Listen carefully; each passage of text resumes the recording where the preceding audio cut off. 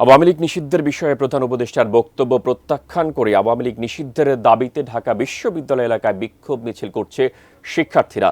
বিস্তারিত জানতে সরাসরি যুক্ত হচ্ছি সহকর্মী জাহিদ হোসেনের সঙ্গে। জাহিদ, শিক্ষার্থীদের বিক্ষোভের কি অবস্থা দেখছেন আমাদের জানাবেন। ফিলিস্তিনে যে গণহত্যা চলছে সেটির প্রতিবাদে মূলত দুইটি বিষয় নিয়ে আজকে জুমা নামাজের পর থেকে ঢাকা বিশ্ববিদ্যালয়ের প্রাঙ্গণে একাধিক সংগঠন তারা মূলত বিক্ষোভ মিছিল বের করেছেন। ইনকিলাব মঞ্চের পক্ষ থেকে তারা ফিলিস্তিনের প্রতি সংহতি জানিয়ে তারা যেমন মিছিল বের করেছে, একই সঙ্গে তারা আওয়ামী লীগের নিষিদ্ধও চায়। এর পাশাপাশি অন্যান্য শিক্ষার্থীরাও এখানে আছেন, বাংলাদেশ গণতান্ত্রিক ছাত্র সংসদের নেতাকর্মীরা আছেন, তারাও এখানে এসে এই একই দাবি দেওয়া নিয়ে তারা মূলত সংহতি জানাচ্ছেন। এবং এখানে মূলত এই মুহূর্তে তারা আসলে দুইটি বিষয় এখানে মুখ্য হিসেবে তারা উল্লেখ করছেন। তারা বলছেন জুলাই আগস্টে যে অভ্যুত্থানে যে আওয়ামী লীগের যে ভূমিকা, তার জন্য অবশ্যই সেই ভূমিকার জন্য নিষিদ্ধ হওয়া দরকার।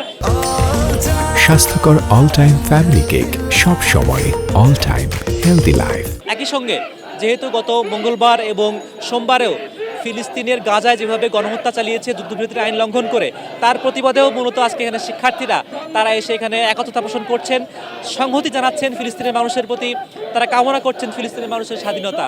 একই সঙ্গে তারা বলছেন যে জুলাই অভ্যুত্থানের সময়ও বাংলাদেশের পরিস্থিতি আসলে গাজার মতো হয়েছিল এবং তার জন্য সবথেকে দায়ী হচ্ছে আওয়ামী লীগ এবং তার রাজনীতি অবশ্যই বাংলাদেশে নিষিদ্ধ করতে হবে। এবং বাংলাদেশ গণতান্ত্রিক ছাত্র সংসদ তারা মূলত গতকাল রাতে ফিলিস্তিনের প্রতি সংহতি জানিয়ে তারা সমাবেশ ডেকেছিল।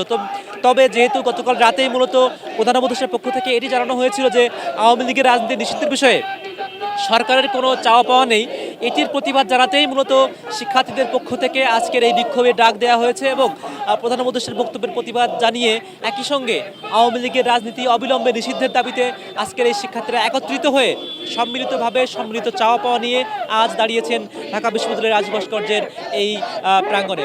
পরবর্তী বুলেটিনে নিশ্চয়ই আমরা হয়তো বা এই বিক্ষোভের খবর আরও জানবো।